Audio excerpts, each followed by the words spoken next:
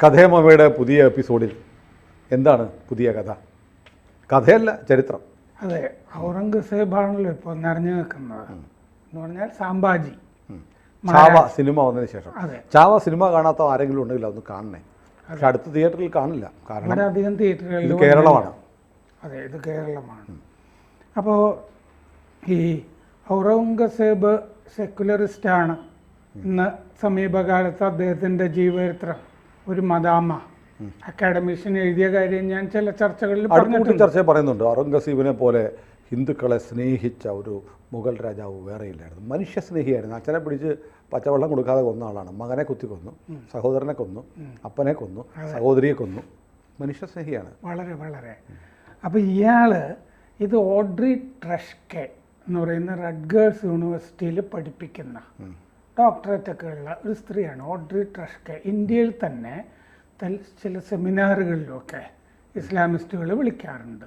ഇപ്പോൾ അവരുടെ മീറ്റിങ്ങുകളിലൊക്കെ പങ്കെടുക്കും. കശ്മീരിലുമൊക്കെ പോയിട്ടൊക്കെ ഉണ്ട് ഇവർ. ഓഡ്രി ട്രഷ്കെ ഇവർ എന്തൊക്കെയാണ് ചെയ്യുന്നതെന്ന് ഞാൻ ശ്രദ്ധിക്കാറുണ്ട് ഈ പുസ്തകം വന്നതുകൊണ്ട്.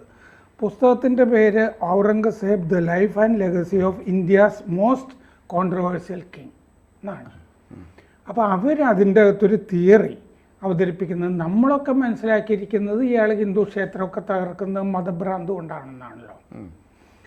പക്ഷേ ഇവരുടെ തിയറി എന്താണെന്ന് വെച്ചാൽ ഇതിൽ അഡ്മിറ്റ് ചെയ്യുന്നുണ്ട് ഈ പുസ്തകത്തിൽ. 1669 ഔറംഗസേബ് വാരാണസിയിൽ വിശ്വനാഥ ക്ഷേത്രം തകർത്ത് മോസ്ക് ജ്ഞാൻബാബി പണിതു എന്നൊക്കെ അത് പറയുന്നുണ്ട്. അത് കഴിഞ്ഞിട്ട് അവർ പറയുന്നത് എന്താണെന്ന് വെച്ച് കഴിഞ്ഞാൽ അത് മതഭ്രാന്തല്ല, രാഷ്ട്രീയ കാരണങ്ങൾ കൊണ്ടാണ് ഇത് ചെയ്തത് എന്നാണ്. ഇത് ഒരു പോക്രിത്തരാണ് ഈ സ്ത്രീ പറയുന്നത്. എന്താണെന്ന് വെച്ച് കഴിഞ്ഞാൽ അന്നത്തെ രാഷ്ട്രീയം എന്ന് പറയുന്നത് മതമാണ്.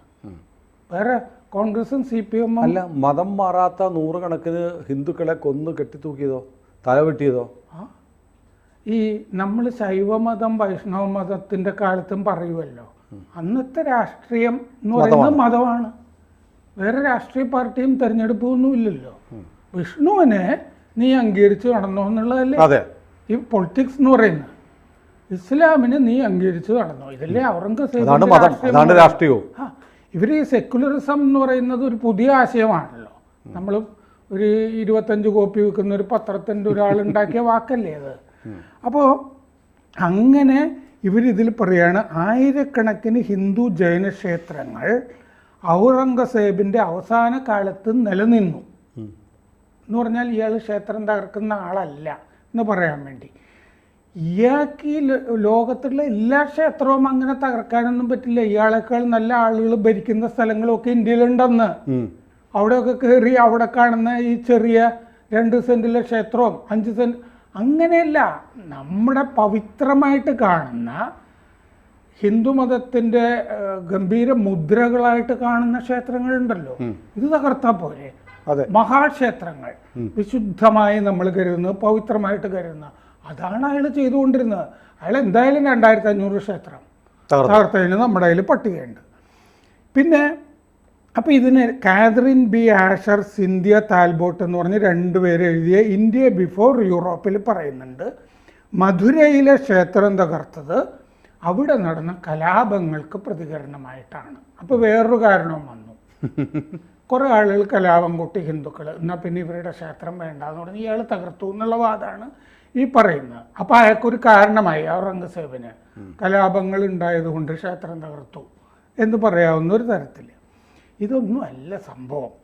സംഭവം എന്താണെന്ന് വെച്ചാൽ ഇയാൾ 1669 ഏപ്രിൽ 9 ഔറംഗസേബിൻ്റെ ഉത്തരവുണ്ട്, ഫർമാൻ എന്നാണ് പറയുക, ഉത്തരവ്. ഓരോ സ്ഥലത്തുമുള്ള നമ്മുടെ ഗവർണർമാർ അവിശ്വാസികളുടെ ക്ഷേത്രങ്ങളും പാഠശാലകളും തകർക്കണം. അതാണ് ഉത്തരവ്. ഒരു ബ്ലാങ്കറ്റ് ഓർഡർ ഉണ്ട്. അമ്പലങ്ങളും അതിനോട് ചേർന്ന് പാഠശാലകളും ഉണ്ടെങ്കിൽ തകർത്തേക്കാൻ അദ്ദേഹം ഗവർണർമാർക്ക് നിർദ്ദേശം കൊടുക്കുന്ന, അദ്ദേഹം അല്ല അയാൾ നിർദ്ദേശം കൊടുക്കുന്നൊരു ഉത്തരവുണ്ട്. അതിൻ്റെ അടിസ്ഥാനത്തിലാണ് അയാൾ തകർക്കുന്നത്.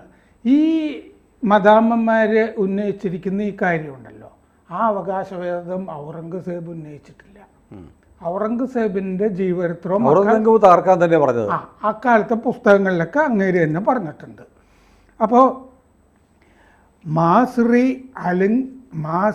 ഐ ആലംഗിരി ആണ് ജീവചരിത്രം ഇങ്ങരുടെ സാഖ് മുസ്തഖ് ഖാൻ എഴുതിയിരിക്കുന്നതാണ്. ഔറംഗസേബിൻ്റെ കാലഘട്ടം കഴിഞ്ഞിട്ട് ഔറംഗസേബിൻ്റെ ജീവചരിത്രം എഴുതിയതാണ്. അതിൽ പറഞ്ഞിരിക്കുക, വാരാണസിയിലെ ക്ഷേത്രം തകർത്തത് ഇസ്ലാം വ്യാപിപ്പിക്കാൻ വേണ്ടിയായിരുന്നു. ഔറംഗസേബ് പറഞ്ഞത് റിപ്പോർട്ട് ചെയ്തിരിക്കുക ബുക്കിൽ, ഇസ്ലാം വ്യാപിപ്പിക്കാൻ വേണ്ടിയിട്ടാണ് ഞാൻ ചെയ്തത്. അവിശ്വാസികൾ അവിടെ വ്യാജ പാഠങ്ങൾ പഠിപ്പിച്ചിരുന്നു. ഇതാണ് ഔറംഗസേബ് പറഞ്ഞ ന്യായം. അല്ലാതെ കലാപമൊന്നും ആൾ ന്യായമായിട്ട് അയാളുടെ ജീവിതകാലത്ത് പറഞ്ഞിട്ടില്ല. അപ്പോൾ അയാളൊരു കാരണമായിട്ട് വല്ല കലാപമൊക്കെ വല്ല സ്ഥലത്തൊക്കെ ഉപയോഗിച്ചിട്ടുണ്ടാവും ക്ഷേത്രം തകർക്കാൻ. ആയിരക്കണക്കിന് ചെറിയ ക്ഷേത്രങ്ങൾ ആക്രമിക്കുന്നതിന് പകരം അയാൾ ഇതാണ് ചെയ്തത്. ആ കാലത്ത് ഹനാഫി മദ്ഹബ് എന്ന് പറഞ്ഞ പ്രത്യയശാസ്ത്രം, ഇസ്ലാമിക പ്രത്യയശാസ്ത്രം തുർക്കിയിലും പ്രചാരത്തിലുണ്ടായിരുന്നു. എന്ന് പറഞ്ഞാൽ നമ്മൾ അധിനിവേശം നടത്തിക്കഴിഞ്ഞാൽ, ഇസ്ലാം അധിനിവേശം നടത്തിക്കഴിഞ്ഞാൽ അവിടെ അവിശ്വാസികളുടെ ക്ഷേത്രം തകർത്തിരിക്കണം. ഇതാണ് ഈ ഹനാഫി മദ്ഹബ് എന്ന് പറയുന്നത്. അത് ഓട്ടോമൻ സാമ്രാജ്യത്തിൽ നിലനിന്നത് കൊണ്ടാണ് ഈ ബാൾക്കൻസ് രാജ്യങ്ങളിലെ ക്രിസ്ത്യാനികളുടെ അവിടം വരെ നീണ്ടു കിടന്നിരുന്നു ഈ ഓട്ടോമൻ സാമ്രാജ്യം, തുർക്കി സാമ്രാജ്യം. അതുകൊണ്ടാണ് അവരുടെ പ്രധാന പള്ളിയായ ഹാജിയ സോഫിയ 1453 തുർക്കിയുടെ സുൽത്താൻ മുഹമ്മദ് രണ്ടാമൻ മോസ്കാക്കി മാറ്റിയത്. അപ്പോൾ തുർക്കിയിലും ഔറംഗസേബിന് മുമ്പേ ഈ പരിപാടി നടക്കുന്നത്. പിന്നെ പള്ളിയായി, പിന്നെ വീണ്ടും മോസ്കായി. അതെ. അപ്പോൾ വളരെ നല്ല കാര്യമാണെന്ന് ലീഗിന്റെ സംസ്ഥാന അധ്യക്ഷൻ പറയുന്നു. അത് പറഞ്ഞിരുന്നു, തങ്ങൾ പറഞ്ഞിരുന്നു. തങ്ങൾ അതിലൊന്നും എതിർപ്പൊന്നും പറഞ്ഞില്ല. അപ്പോൾ ഔറംഗസേബ് 50 കൊല്ലം ഭരിച്ചു. വിശ്വനാഥ ക്ഷേത്രം തകർത്തത് ഇസ്ലാമിക വിജയമായിട്ടാണ് കണ്ടത്, ഇസ്ലാമിൻ്റെ വിജയം. നമുക്ക് ഹിന്ദുക്കൾക്ക് പ്രധാനപ്പെട്ട നഗരങ്ങൾ സപ്തപുരി എന്ന് പറയും. അത് മധുര, അയോധ്യ, ദ്വാരക, ഹരിദ്വാർ, കാഞ്ചീപുരം, തെക്ക് കാഞ്ചീപുരം, ഉജ്ജയിൻ, വാരാണസി. ഈ സ്ഥലങ്ങളിലൊക്കെ ഈ ക്ഷേത്രങ്ങളിൽ കൈവച്ചിട്ടുണ്ട്. ഔറംഗസേബിന് മുമ്പേ അയോധ്യയിൽ ബാബർ കൈവച്ചതാണല്ലോ. അപ്പോൾ സപ്തപുരി തകർക്കുന്ന പരിപാടി ചെയ്തിട്ടുണ്ട്. പിന്നെ 12 ജ്യോതിർലിംഗങ്ങളാണ്. അതിൽ ഇപ്പോൾ ഡാഗിനി എന്നൊക്കെ പറയുന്നത് കൃത്യമായിട്ട് എവിടെയാണ് എന്ന് 1-2 എണ്ണത്തിനെ പറ്റി അറിയില്ല. അതിലുണ്ട് വാരാണസി. ആദ്യത്തെ ജ്യോതിർലിംഗം സോമനാഥ് മറ്റേ ഗസ്നി മുഹമ്മദ് മാത്രമല്ല ഔറംഗസേബും ആക്രമിച്ചു സോമനാഥ ക്ഷേത്രം. അപ്പോൾ ഹിന്ദുക്കളുടെ പ്രധാനപ്പെട്ട സ്ഥലങ്ങളൊക്കെ ആക്രമിച്ചിട്ടുണ്ട്. അപ്പോൾ അതും മിക്കവാറും ഒക്കെ മോസ്കുകളും ആക്കി. സോമനാഥ്, മധുര, വാരാണസിയൊക്കെ ഔറംഗസേബ് ആക്രമിച്ചു. മധുര, വാരാണസി ആക്രമിച്ചത് ഇസ്ലാമിക വിജയമായിട്ട് തന്നെയാണ് കണ്ടത് ഔറംഗസേബ്. മധുരയിലെ കേശവദേവ് ക്ഷേത്രം ആണ് ആക്രമിച്ച് തകർത്തത്. ആ ക്ഷേത്രത്തിൻ്റെ പേര് കേശവദേവ് ക്ഷേത്രം. ഇപ്പോൾ ഉണ്ടോ ക്ഷേത്രം? ഇല്ല, കൃഷ്ണ ജന്മഭൂമി ക്ഷേത്രം മധുരയിൽ. അതെ, മധുര എന്ന് ഓർത്തപ്പെടുത്തിക്ക്. അപ്പോൾ ഉത്തർപ്രദേശിൽ സോറോണിലെ സീതാരാമ ക്ഷേത്രം. ഇനി ഇയാൾ തകർത്ത 9 പ്രധാനപ്പെട്ട ക്ഷേത്രങ്ങൾ. ഇപ്പോൾ സോമനാഥും മധുരയൊക്കെ നമ്മൾ പറഞ്ഞല്ലോ, കാശി വിശ്വനാഥനുമൊക്കെ. UP സോറോണിലെ സീതാരാമ ക്ഷേത്രം ഔറംഗസേബ് തകർത്തു. ഗോണ്ടയിലെ ദേവി പലാൻ ക്ഷേത്രം ഔറംഗസേബ് തകർത്തു. ഹരിയാന പഞ്ച്കുലയിൽ പിഞ്ചറിലെ ഭീമാദേവി ക്ഷേത്രം തകർത്തു. തകർത്തില്ലായിരുന്നെങ്കിൽ ഇതൊക്കെ വലിയ വിപുലമായ ക്ഷേത്രങ്ങളാണ്. പിന്നെ വിദിശയിൽ, മധ്യപ്രദേശ് വിദിശയിൽ ഭീമമണ്ഡൽ ക്ഷേത്രം തകർത്തു. 1658 മുതൽ 1707 വരെ, മരണം വരെ ഇയാൾ തകർത്തുകൊണ്ടിരുന്നു. 11-ാം നൂറ്റാണ്ടിൽ പണിത ക്ഷേത്രമായിരുന്നു വിദിശ ഭീമമണ്ഡൽ ക്ഷേത്രം. ഭുവനേശ്വറിലെ ചൗസത്ത് യോഗിനി ക്ഷേത്രം തകർത്തു. ഈ യോഗിനി ക്ഷേത്രത്തിൽ 64 യോഗിനിമാരുടെ പ്രതിമകൾ ഉണ്ടായിരുന്നു. ഇത് മുഴുവൻ നശിപ്പിച്ചു. ഇപ്പം നമുക്ക് ഈ യോഗിനി ക്ഷേത്രങ്ങൾ ഇന്ത്യയിൽ 4 ഉള്ളൂ. എല്ലാം തകർത്തു കളഞ്ഞു. പിന്നെ ഔറംഗാബാദിലെ എല്ലോറ അത് വേണ്ടത്ര തകർക്കാൻ ഗുഹാക്ഷേത്രമായതുകൊണ്ട് പാറയിൽ കൊത്തിയതായതുകൊണ്ട് പറ്റിയില്ല. പക്ഷെ ഈ ജയ്പൂരിലെ ഗോവിന്ദ് ദേവ്ജി ക്ഷേത്രം തകർത്തു. ജയ്പൂരിലെ വൃന്ദാവനിലെ മദൻ മോഹൻ ക്ഷേത്രം 1670 തകർത്തു. അപ്പോൾ ജയ്സിംഗ് രാജാവ് ഈ മദൻ മോഹൻ ക്ഷേത്രത്തിലെ വിഗ്രഹം രാഖിരാമാനം ജയ്പൂരിലേക്ക് മാറ്റി. 1706 ഔറംഗസേബ് സോമനാഥ ക്ഷേത്രം തകർക്കുന്നത്. സോമനാഥ ക്ഷേത്രം 18 തവണ മറ്റേ ആൾ തന്നെ തകർത്തിട്ടുണ്ടല്ലോ, ഗസ്നി മുഹമ്മദ്. പിന്നെ കൃഷ്ണ ജന്മഭൂമി ക്ഷേത്രം അതും 1670 തകർക്കുന്നത്. അങ്ങനെ ഈ നമ്മുടേതായ ഈടുവയ്പ്പുകൾ എന്ന് പറയുന്ന സകല ക്ഷേത്രങ്ങളും കൈവച്ചിട്ടുണ്ട് ഔറംഗസേബ്.